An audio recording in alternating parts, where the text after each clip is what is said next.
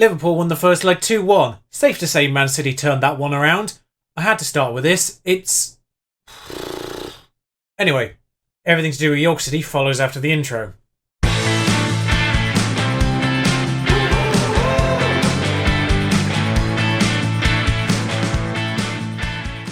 We start with the biggest piece of transfer news, which is Stephen Burrows, who was our number 2 in the right back position. Had a bit of potential to develop, but at 20 years old, he's been here 2 years or so, I think. Hasn't really developed too much. Obviously, I highlighted that 16 tackling for a young player. Was pretty good. But West Brom came a-sniffing and he wanted to go with one of the weirdest transfers I've ever seen. We've sold him from an upfront of 8.75. I say an upfront of 8.75. By that I mean there are further optional extras. It's 1.25 upfront and 7.5 over 3 years. I have never seen a transfer come from someone else like that. That would result in me going, give me 10 million, I'll let you have him. And then they negotiated that to basically 9 million, but 7.5 over time. I don't know why they decided to do it that way around, but it's still money that we will definitely get. So it obviously offsets payments that we give to other clubs that are likely going to feature over time payments because we're not exactly rich. So for us to get players of reasonable note, we will be paying them over time as well. So at the very least it offsets that going forward. Meanwhile, we have brought in players on loan that are homegrown capable just to cover the homegrown players that have gone out. Obviously we lost John Egan, who was never really featuring, but we've lost him on loan. Simon Carter wanted to go on loan, so I had to let him go. As you saw at the end of last episode when he came to the ridiculous request saying, "You've denied my loan request." No, I haven't. I accepted the one that was actually going to be good for you. So shut up and go. So he has shut up and gone. So I decided to bring in a defensive homegrown player to cover that bit. He looks all right. He's coming from Tottenham. He's at this level, so that's fine by me. Jensen Littler. Probably won't see much of these guys, but I figured I'd mention them because they will be on the bench at times. And one from Everton is the same kind of level as Burrows was, but I would argue slightly better, well-rounded, and certainly in the physical area. Obviously not quite good as his tackling, but as a whole, same kind of level. They're just stopgaps. As for the 2 games in between, of course, immediately after the 6-1 beating of Watford and the 4-3 beating of Premier League Bournemouth, we naturally 0-0. And then just about edged Fulham as well. 2 goals in 3 minutes. Turned that one around for us, and Velasquez was sent off. So Stoker closed the gap back to 4 points. I say back to 4 points. It was actually 3 points because, of course, they did lose that match alongside us when we trashed Watford. But yes, that's gone back to 4 points now, which means, of course, we can still throw away one game and still be ahead of them. Really, the marker point that we do have to pay attention to here is Sheffield Wednesday and Sunderland. They're both on 55 points, which, of course, is a 10-point gap with 16 games to go. Still a good, solid third of the season left. Now, of course, you might be thinking, this is all well and good. This is a bit of a surprise. I thought that too for a moment. Then I made the mistake of going on the season preview page, where we are now top. I don't know when this has happened, but over the course of the season, we have gone from 12-1 rated to 2-1. Yeah, so we've leapfrogged both Aston Villa and Watford, the early favourites in that regard, and last time I was on this, we had about 5 players in the Media Dream 11. I imagine these are shifting around quite a lot. Watford have just transfer listed Callum Hudson-Odoi, so I'm monitoring that situation, because he could be useful. Yeah, at times we've had Shaw in this backline, Edgar's been in this backline, Madeira is suddenly in this list. Gave him a new contract recently because people started sniffing around. He's got a 30 million release clause, 40 million pound release clause now. 40 million release clause. I had to give him quite a lot, if I'm honest. What this means is, though, because there wasn't a lot of transfer activity, I will try and squeeze 2 games in here. Blackburn first. Do you find it curious that Tony Ebersbach is the 4th best Mazzala, ahead of players who are actually midfielders, central midfielders? Oh, one thing to very quickly mention is Alcio Iparaguayo. He's been in for us a while. If you paid attention at times when I've been on our own page, he's been listed as our hot prospect. He came in about a year ago, but just hasn't featured at all. He's another one of those players like Abalin, who we progressed way past their level. I'm getting off this page because all these up and down arrows are confusing the hell out of me. So, yes, that's what he looks like in general. He's nowhere near team, and realistically, he's actually just normal midfielder, right? So I will have to train him as inverted winger. But I completely forgot he existed, and he is a natural inverted player.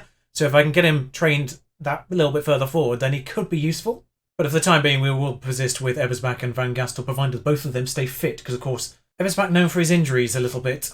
So the team for Blackburn will be Dieter in goal, Ingler on the left, Medina and Edgar in the centre of defence. Williamson is going to have to come straight in at right back just because Shaw is tired.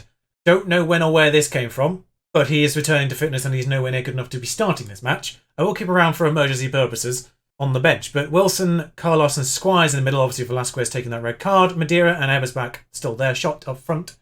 21 goals for the season. I would love to get him next year, but Klopp is saying no to that at this point. But he likes me. I might be able to get him around on that one. I did have a transfer offered accepted for Harry Winks, which was acceptable up front and then a little bit more of a time. Because obviously bear in mind that Carlos is here on loan, so I did want particularly a homegrown player for hopefully when we get promoted to the Premier League to step in and be there ready for us. He just wasn't interested at this time despite being on our interested list. I don't know what was going on there. So hopefully I can go back for him in the summer and actually get him because, he's 30 at this point. He's a little bit of experience and he's definitely good enough to be still in the Premier League, particularly for a newly promoted side. So hopefully we can get Harry Winks because he kind of ticks quite a lot of boxes for transfers to the Premier League at this stage. But Davis is through here. That's ricocheted off Ebersbach now and hopefully he can charge forward. Not quite yet. Wilson again. Forward to Williamson who's charged ahead. What was that? Anyway, we're hounding their defence now. Yahaya, great name. And Smith is through for them. He's gone round our keeper and he scored. Peter Smith, which is a fantastically English name. Is he any good? Jesus, wept. I mean, for a first touch of 9, that wasn't a bad touch, was it? 5 minutes in, his 4th goal of the season.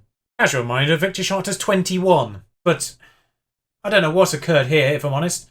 Dutra's made a bit of a hash of it as well. I was hoping for a slightly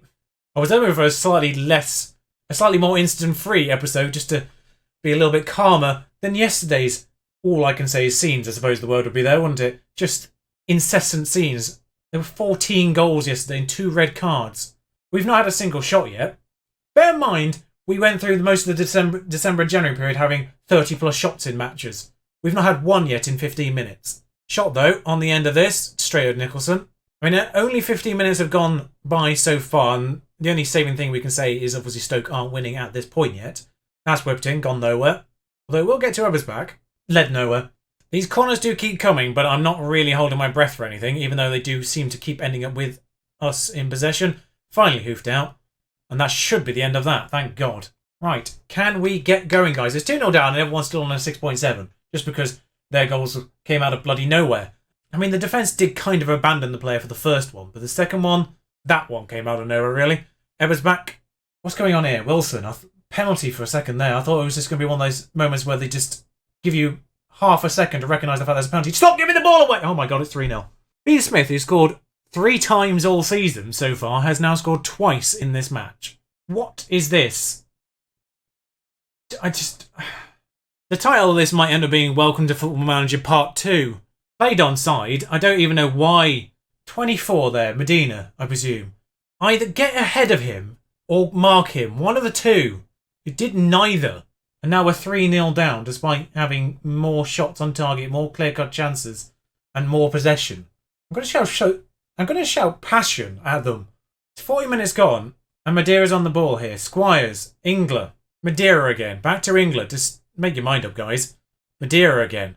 That's gone nowhere. Great. Well, Madeira's regained that possession and Carlos is on the edge of the box too. I think that actually took a minor deflection, but still a good save. Right, the corner. People seem to have got wind of our short corner and never seem to let us get away with the short corners anymore, but never mind. And this is half-time, 3-0 down. This is Bristol City all over again, where it's sort of come out of nowhere. Stop letting yourselves down. I feel like a primary school teacher's like, you let yourself down, you've let your class down. Madeira's still coming forward here. Back out to England once more. All the action seems to be on this left-hand side for the time being. Gonçalves, can we get it out to the right-hand side? Ebersbach is there, headed wide. I presume that was a header anyway. And now we're starting to see 6.4s emerge from this, despite 59% of the possession and more chances. Shot, though, puts that one in. Ebersbach's not under it, but he has been given a penalty. Madeira will take it as our sort of vaguely resident best penalty taker. Shaw, I think, has the best penalty taken, despite not as good finishing overall. Madeira has finished that one, though. 3-1. At the very least, if we manage to turn this one around somehow, I will get the achievement for that half-time turnaround achievement thing. Because I've not had it yet this year. I've not been 2 goals down at half-time and turned it around yet. Squires on a 6.4. Has to be said, Squires has been a little bit all over the place with his performances since that very good run at the beginning Might be fired up, but I think we need the experience of Aaron Ramsey right now. I just realised I started that game attacking, which might have been something to do with that. So yeah, I'll try and avoid keeping us quite as open as the back. Medina, despite the fact that one I would argue he was definitely at fault for that first one. He's on a 6.9. Madeira. What was that Madeira? I mean, redeemed, but first place, shots offside. Madeira's going to go all the way himself and straight at Nicholson. Although 72 minutes gone, it does look like Stoke are drawing their game. 0-0 still there. So at the very least, they're not taking advantage. Sunderland are, but no one else really is. Kalu is through. Again, Medina being outstripped for pace there and save, thank God. They've still not had as many clear-cut chances as they've had goals. So I am going to be annoyed by this scoreline by the end of this, I do suspect. But every now and then you get a game like this. We've got a free kick. I don't think this matters. Eversback's on a 6.3 out of nowhere, so I'm going to get Robertson on this pitch and I'm going to have him lurk behind shot on that right-hand side. Just get two strikers on this pitch and try and get something else. I'm going to go attacking now because it's the final few minutes. Shaw on at the very end. Robertson, just because Williamson was getting very tired as well as a much better player now on that pitch on the right side. Madeira's hit the bar! Oh, it's nearly 3-2. Now they just smacked it straight at the defender who was in front of them. Two gilt-headed chances there. Did I say gilt-headed chances there? Gilt-edged chances. Robertson on the corner for some reason. I don't know why. Shot. Get it back out at the very least. Get it out to this side. Neither striker in the box right now. Welcome to Football Manager Part 2. Blackburn goalkeeper Andy Nicholson was finally beaten today, having previously gone 342 consecutive minutes. That's something at the very least. We score past a goalkeeper who had gone nearly 4 games without a goal being put past him. At the very least, Peter Smith has only had 6 appearances, so 4 goals in that time is not quite as aggressive. They're all off the bench as well. Maybe they should be starting him. That, simply put, was not good enough. I'm not going to be aggressive because they just keep leaking it to the press and it's annoying the hell out of me. 10 games undefeated, though. Make sure these lads are rested for the next one because it's only a few days away. Oh, Stoke actually lost their match in the end, so advantage very much not taken. The only thing is, Sunderland have reduced the automatic promotion gap from 10 to 7 points, and that's it. So the good news for the Oxford matches, of course, is that Shaw is fit and raring to go to start this one, and Velasquez is back from his suspension, so it is full first strength. If I wanted to, I have replaced Ebersbach with Van Gastel for the start of this one, just because I want to see, really. Been a while since I've given him a start, and he hasn't really performed particularly well when I have in the past. So, but Ebersbach's the only one out of the last 5 games and average rating for the season to not be above a 7 as well. So I want to give Van Gastel a chance because he needs to be able to step up, and that's not really that promising, is it? But Oxford once again trying to fight for survival, playing a fairly defensive 4-4-1-1. Don't really blame them. Good team talk, and away we go once more. York versus Oxford. Pretty goal-heavy last time I played them on an episode, I seem to remember. That being said, 20 minutes have gone without a single highlight. So what about this weather, eh? The weather's been quite nice, really, hasn't it, in general? And it's half-time without a single highlight, so good job. I'm not happy with the performance out there. Madeira's stressed, don't know why, he's done nothing. We approach the hour mark of the game, and we finally have something to talk about. England. Well, something football-related to talk about. That's just punted clear by their defence. Edgar will pick up that loose ball. It must be snowing or something because we're playing with an orange ball here. Van Gastel will take over this one, giving out to Shaw to maybe whip in. No, Van Gastel's turn to maybe be the assist provider. Yeah, well, he is the assist provider as Hal Carlos smashes that one in with the first chance we've seen. We have had 7 shots. They've had 4. There has been a half chance. I don't know if that was it or not. And we've had a 73% of the possession. But that is the first time we have seen anything in this game. And it's a goal. So thank you for that. Van Gastel here just rolls the ball over. And Hal Carlos first time, far corner, postage stamp on the wrong side. Brilliant. And Van Gastel gets something to his name at the very least. Still on a 6.6 despite the assist though. We've had an injury. It's Carlos. Oh God. And Nacelle is ready to come on for that one though. Straight on. Straight swap. The old trusty. Let me say Madeira's still on a 6. Madeira's the one on a 6.5 now.